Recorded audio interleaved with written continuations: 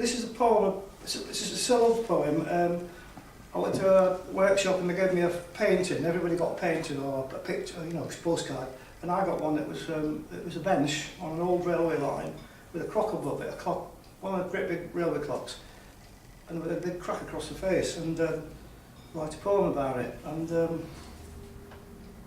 this is how it went. It's called The Bench. All along that track, start again. All alone on that bench, she watches the track. For a long ago train and that same cotton frock she wore on the night, she waved him goodbye. Beneath the stopped clock, with its face all cracked. With a worn out expression as though to say, I know he'll come back, he's promised me that. But he hadn't come back.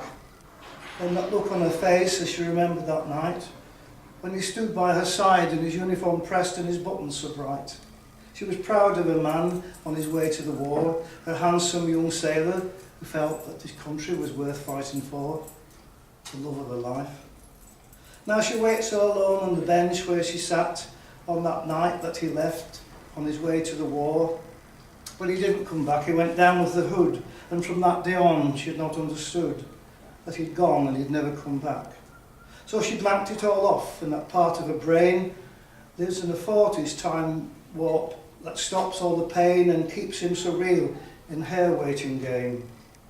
But she smiles on that bench as she waits for her man to come home and sweep her away to the place where she lives and where he still remains, for he promised he'd come back to his lady again. Now she comes here each month on that night and sits all alone till the train's out of sight.